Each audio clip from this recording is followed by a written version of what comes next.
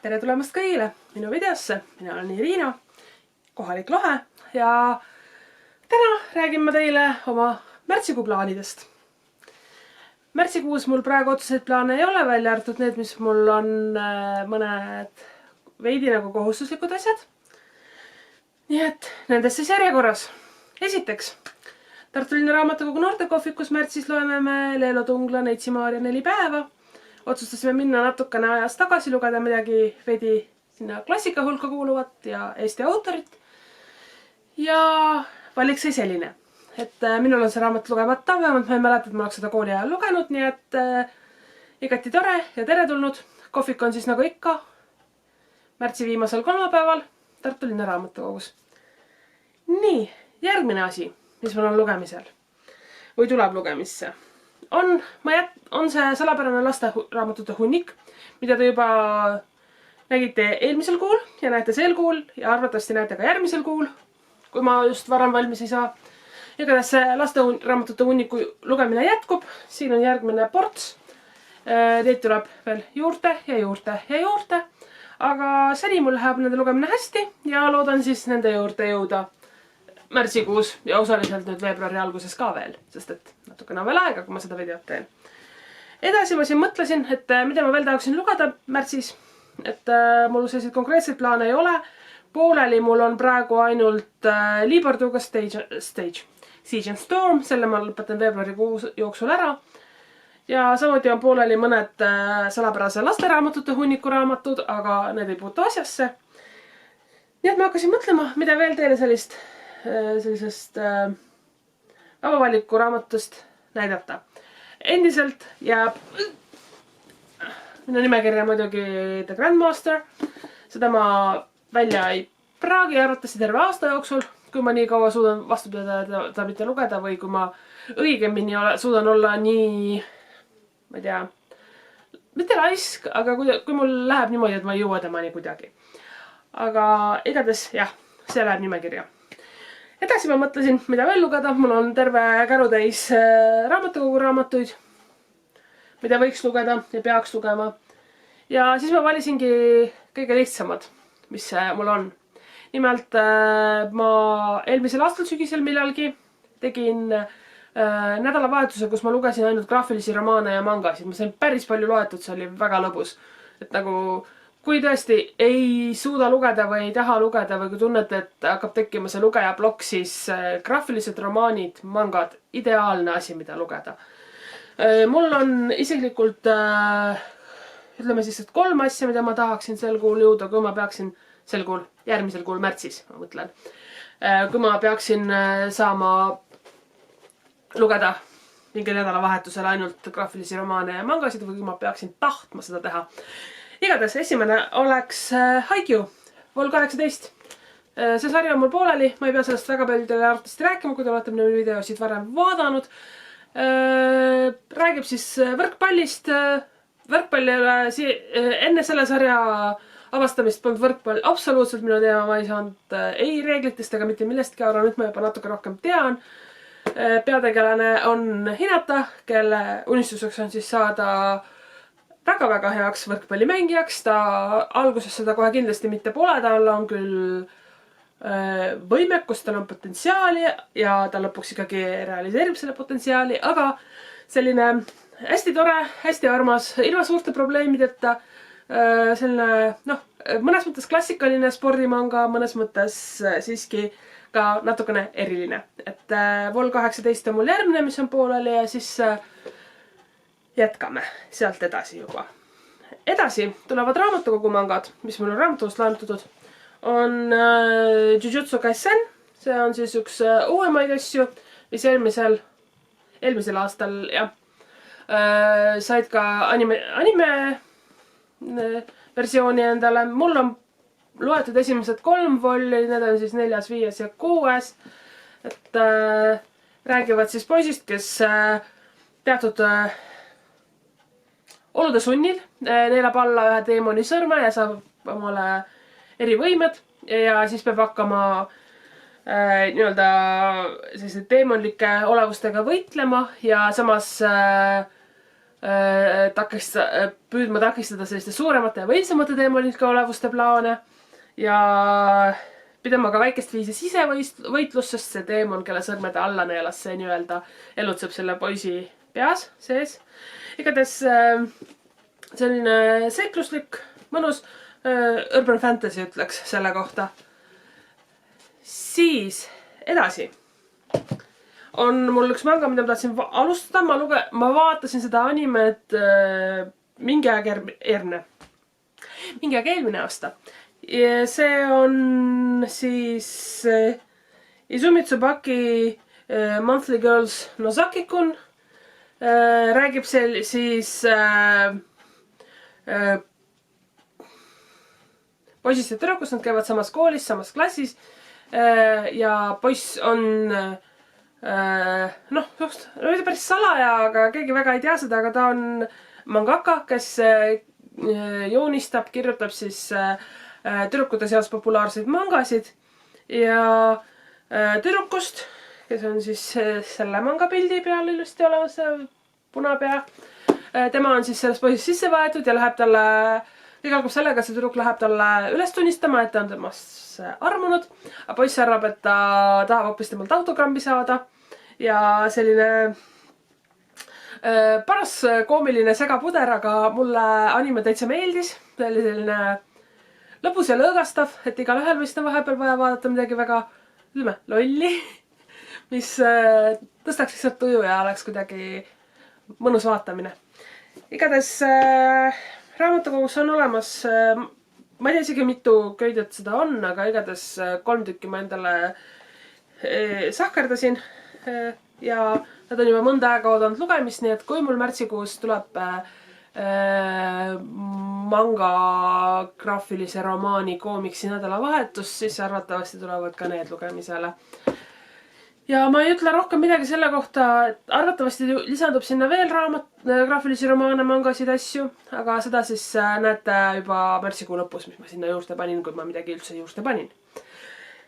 Edasi tuleb minu 2 sellist loosimomenti, ütleme.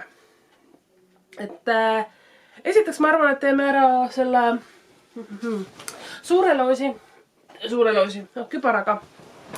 Et siin on mul kübar, ta on hetkel tühi. Muidu hoian sellise asja sees neid, sest kübar käib mul konksu otsa. Aga siit seest, see on praktiliselt täis, siit seest ei oleks võimalik midagi normaalselt kätte saada. Ja siia kübara sisse siis nad lähevad. Aga loosimiseni me jõuame ühe hetke pärast, sest ma esmalt mainin teile ära, mis raamatud ma siia lisasin. Sest eelmisel aastal ma tegin põhimõtteliselt aasta jooksul vist 3 videot, kus ma rääkisin oma uutest raamatutest, mis ma olen ostnud.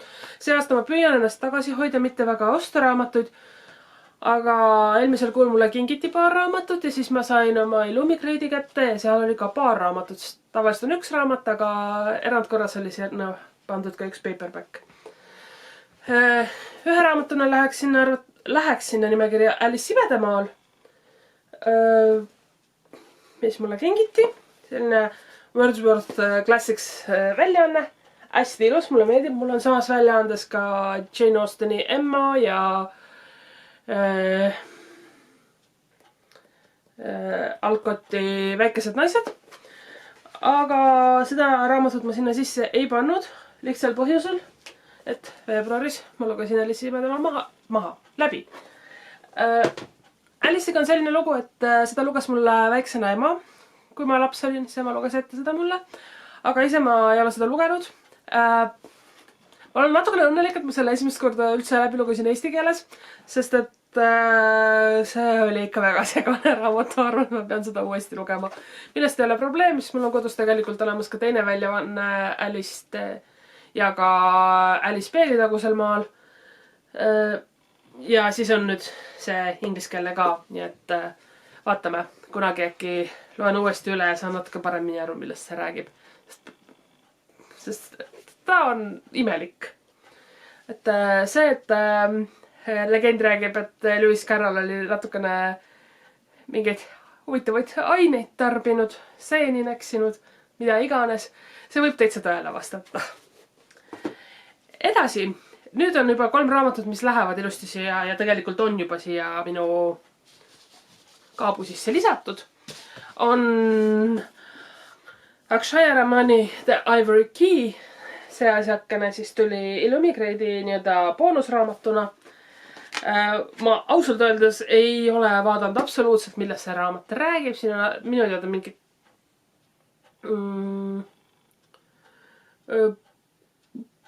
ma ei hakka teile ette lugema seda.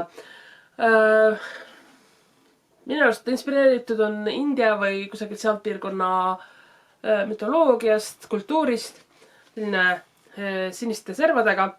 Eks ma räägin täpsemalt, mis see raamat on, siis kui ma peaksin selle oma kübarast välja tõmbama.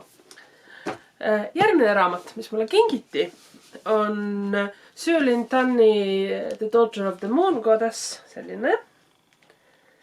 Ja seda ma lihtsalt jäin raamatupoes vaatama. On tõsiselt ilus raamat.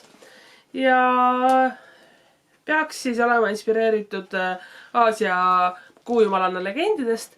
Et samuti, kui tuleb kübarast välja, räägin teile, mis selles raamatus on.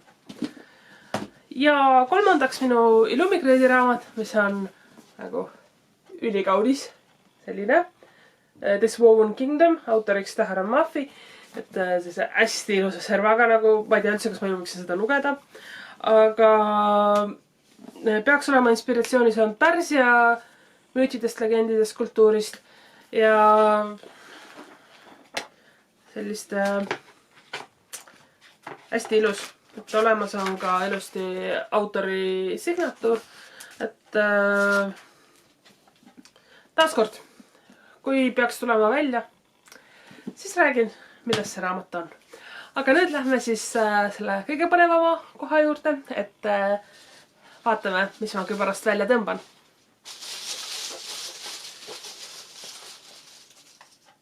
Okei. Sain ühe sellise helesinisele lehekese, ma vaatan, kas mul on mõni raamat, mis ma saan panna taustal. Et teie näeksite, mis asi see on. Nii, ma loodan, et ta zoomis ära. Ja kui ei zoominud, siis ma loen ette ja see on Simon Snow. Oi, Santino on kindlasti õnnelik. A few moments later. Nii, olen tagasi ja raamat on ka minuga. Simon Snow on siis Rainbow Rowelli Simon Snow sari. Mul on esimene osa Carry On loetud. Carry On. Ja teine osa, Wayward Son, on seni lugemata. Nii et sellel kuul, ehk siis ma ikka räägin endiselt sellest, kus ma mõtlen siis märtsist. Märtsis ma siis jätkan sarja taaskord, mis on väga tore. Ma see aasta sättisin endale eesmärgiks, et ma jätkan sarju, mis mul on pooleli, et ma püüan mitte väga uusi sarju alustada. Ja siin ta tuleb. Aga kuna Simon Snow on siiski alles teine osa triloogias, siis see rullikene, mille ma seekord välja tõmbasin, täpselt nagu Shadow and Bone'gi, läheb ilusti minu küparakesse tagasi. Nii, ja teine mäng on siis Dixiti kaartidega. Ja siin ma püüan rohkem valida raamatud, mis on raamatukogu raamatud, sest et mul on vaja ikkagi neid ka väiksemaks saada, nende arvu. Ja tõmban täiesti pimesi. Teie näete võib-olla, mida ma tõmban, mina ei näe. Selline kaart. Teile nägemiseks. Ja ma juba näen, siin on midagi punast. Ja mis see on? See on padi ja tiivuline pastakas. Las ma mõtlen. One eternity later. Ma arvan, see on minu, nagu ma eelmine kord seletasin, ma tõmban kaardi. Selle kaardil olev pilt annab mulle siis vihje, aga puhtalt mulle. Te võite igaüks ise vaadata, mille peale, et teie hakkate mõtlema, kui te seda tiivulist pastakat ja patte näete. Aga mina vaatasin seda üle ja mõtlesin ja igatahes minu valik langes printsessipäevikute teisele osale, ehk siis printsess avalikkuses, sest et see padi näeb natuke kuninglik välja. Ma kujutan ette, et selle peal võiks olla kroon või mingisugune muu kuninglikku valitsussümboolika regaalia osa. Et ma arvan, et te kõik teate seda sarja, vähemalt ma eeldan. Mina lugesin seda ammu, siis kui ta esimest korda välja tuli. Eelmisel aastal ma lugesin üle või uuesti siis Printsessi päevikute esimest osa ja avastasin, et mulle endiselt see väga-väga meeldib. Ta on natukene jabur, natukene totakas, aga üldiselt ikkagi hea ja tore lugemine ja viib mind natukene ajas tagasi minu kaugesse lapsepõlve. Et kuna siin on siis selline kuninglik temaatika ja see padi on minu jaoks vähemalt selliste kuninglike vaibidega, siis läheb lugemisse see raamat. Aga see oleks lõpetuseks. See on see, mida ma plaanin lugeda. Ehk siis tuleb välja, et lisaks siin tuleb natukene ümber sättida. Lisaks sellele hunnikule, pluss mis iganes ma sellele hunnikule juurde lisan, nimetame seda, nagu ma olen juba selle video jooksul vist mitu korda öelnud, salapärane lasteraamatute hunnik. Sellele lugemisel on eesmärk ja põhjus ja väljund tuleb ka, et saate ilusti teada, mille pärast ma seda kõike teen. Aga lisaks nendele lisandub veel selline hunnik, siis mis ma tahaksin lugeda.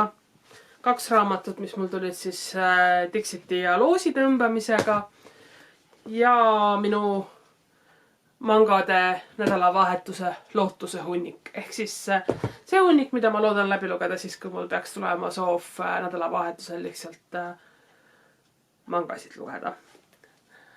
Aga ja muidugi noortekohviku Neitsi-Maarja 4 päeva.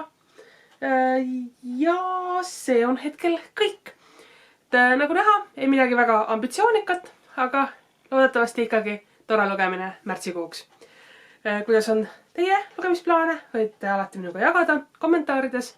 Likeid ja tellimine on ka teretulnud. Mina aga lähen ja loen edasi oma veebruarikuu raamatust, mida mul on veel mõned päevad lootust ära lõpetada. Nägemist!